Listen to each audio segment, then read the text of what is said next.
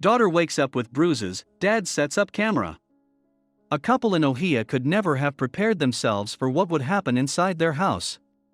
In the middle of the night, when they were sleeping, disturbing noises could be heard. They have never thought too much of them, but something happened to change their minds. Darren's suspicions first fell on his girlfriend, accusing her as pulling a prank on him. She denied it, and for them to finally figure things out, they set up a camera. But the disturbing footage would shake their world. Darren decided enough was enough and put a camera in their daughter's bedroom. Marks had been appearing up and down his daughter, Natalie's legs, and he didn't know what was causing them. His wife, Pam, said that she didn't have any idea either. He let the camera record to gather the evidence. Now, he was ready to take a look at what was really going on. But what he saw had him lost for words. For a year, the family of 3 had been living in Darren's mother's guest house. But what they would find would make them want to leave immediately. The symptoms started appearing when young Natalie would come down for breakfast and Darren would see bruises on her legs. He didn't think too much of it at first. Kids bump and bruise themselves all the time. But when new sets of bruises would appear where the last ones healed, he knew something was very wrong. It's only natural to worry about your children, any parent will tell you that. Darren cared a lot for his daughter and only wanted what was best for her well-being. Natalie had always struggled with her parents' separation. Darren always felt guilty about what effects it had on her development.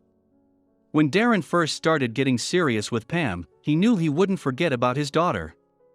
Darren looked after the needs of his daughter very closely, and because of it, the two had a very close bond. But Natalie began changing when Darren met Pam and she moved in with them. Darren was always open with Natalie and told her she could tell him anything. But throughout the year, she had become quieter, a lot quieter. Darren assumed it was because of her growing up and getting into her teenage years. But things only kept escalating. As time went on with Pam living with them, Darren noticed that the life was being sucked out of his daughter. He didn't understand why. He was worried that she spent too much time locked up in her room by herself. Darren was worried about her being sucked into social media. He had heard stories about that kind of stuff. But little did he know her social media pages were the least of his worries. Darren decided to ask Natalie about her change in behavior. She told him that she didn't like the way other rooms in the house felt. Darren didn't want to interfere with her life too much and felt confident that she would tell him if there were any problems. But he'd learned to regret that decision. Then he noticed something that had sirens blaring in his mind. Natalie was now on summer break, and with temperatures climbing well above 90 degrees, she started wearing clothes that revealed her legs. Darren immediately noticed the marks on her legs and asked her about it. She just looked down at her feet and said that she had woken up with him. Darren felt a bad feeling that just wouldn't go away. Anyone looking at the family from the outside would probably say that things were perfect. Darren and Pam were happy and he had a great daughter, Natalie. But everything changed abruptly one day. Darren was woken up in the middle of the night by disturbing sounds. Natalie herself would eventually be the proof that would solve this mystery once and for all. Darren looked at his girlfriend and asked her if she was the one in Natalie's room at night and if she had anything to do with the marks that had appeared on her legs. Pam was surprised to hear that Darren was asking her something this serious. She denied everything and Darren knew what he had to do. His decision would lead to a discovery that would shake his world. This was not the life Darren signed up for when he chose to be with Pamphlet. He knew that she and her stepdaughter had never really seen eye to eye, but why wasn't she as concerned as he was? Or was he just being paranoid? Natalie was a model student and never went out to party like the other kids her age. She wasn't interested in sports and preferred to curl up with a book and read her summer vacations away. And she wasn't dating. So, where did the bruises keep coming from? As the weeks went by, every morning Darren would see more bruises appear on Natalie's legs. What was she doing in the night to receive these marks? And Natalie kept denying that she knew how she'd gotten them. What exactly was happening to his little girl?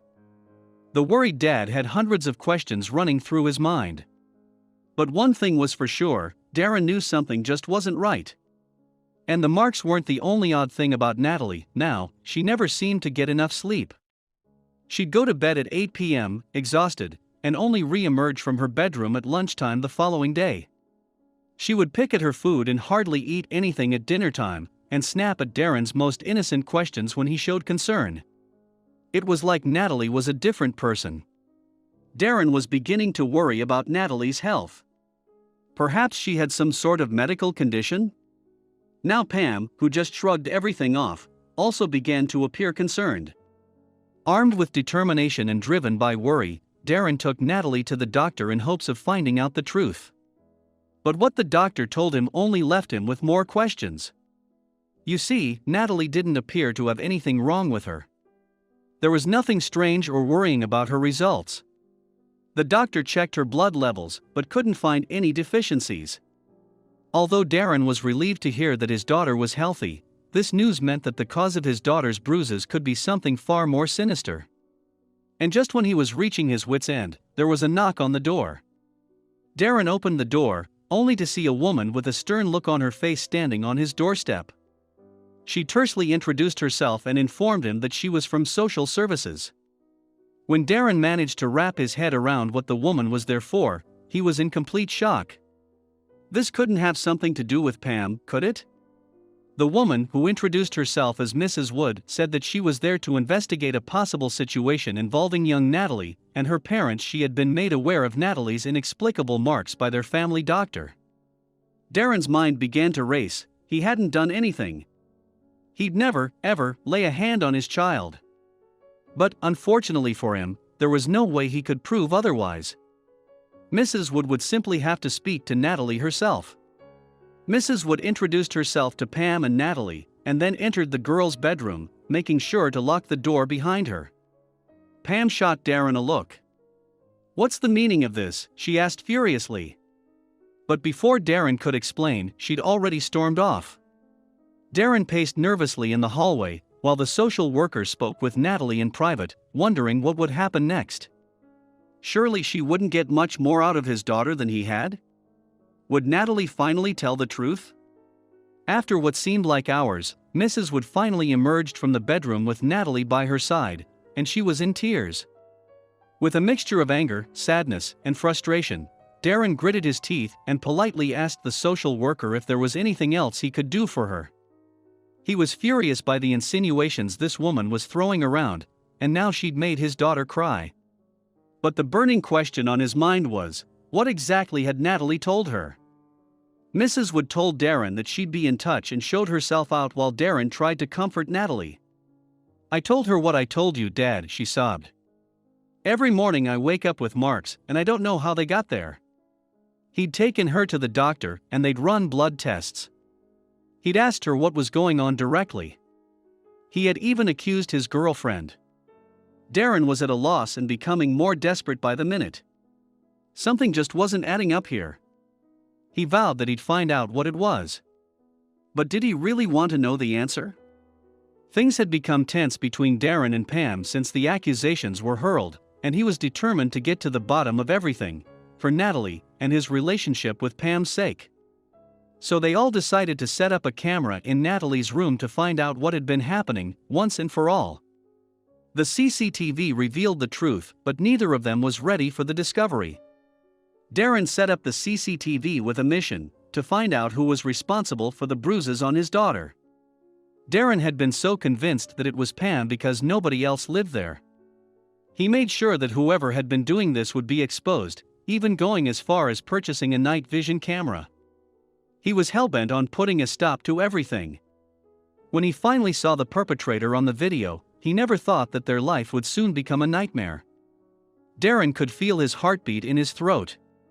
At first, it was just Natalie lying peacefully in her bed, her hands still cradling the book she'd been reading when she had fallen asleep. 30 minutes passed and nothing looked out of the ordinary. Then suddenly, Darren saw something on the footage and his jaw came unhinged. This had to be some kind of joke? Suddenly, Natalie seemed to wake up, but she didn't look like herself at all. He continued watching the rest of the footage to find out more. But what he saw next challenged his theories and shook his beliefs. You see, in the footage, it showed a peaceful Natalie sleeping in her bed. But 30 minutes in, and Natalie appeared to be crawling on her back. Darren suddenly felt sick to his stomach. He blinked, thinking he was seeing things on the footage, but he wasn't. This was real. Natalie thrashed in her bed. The movements she made looked weird and unnatural. What was going on? As soon as Darren saw this, he knew something was very wrong. Darren frantically yelled for Pam and showed her the footage, and she was equally astonished and horrified. They had no idea that this had been going on. What had happened to their little girl? They finally had the answers as to where her daughter's marks were coming from, but after watching the footage they were left with even more questions. Darren ran to Natalie's room, but everything was normal again. She didn't remember what had happened last night at all. The worried parents rushed bewildered Natalie back to the doctor. They showed him the footage and he was dumbfounded. He'd never seen anything like it before. Darren's mind immediately flew to horror movies about demonic possession that he'd seen. It was crazy, but what else was he supposed to think? What was wrong with his daughter? Their GP referred Natalie to a specialist, who ran a battery of tests on her. He conducted a thorough neurological exam and ordered a full polysomnogram with an EEG to measure the electrical activity in her brain. He ruled out a tumor and head trauma. So, what was causing Natalie's strange nighttime behavior? The specialist found some abnormal brain activity on the EEG that seemed to be coming from Natalie's temporal lobe, which indicated that Natalie could be suffering from temporal lobe epilepsy. It was reasonable to assume that this was causing her to have nocturnal episodes or seizures. According to the research, there are many different types of seizures. But most nocturnal seizures are tonic-clonic. Doctors used to call tonic-clonic seizures grand mal seizures. They typically last less than 5 minutes. During this type of seizure, muscles stiffen and twitch, which explains what Darren had seen on the footage. Natalie was prescribed anti-seizure medication and has made a full recovery. But Darren still had the house cleansed by a priest, just in case.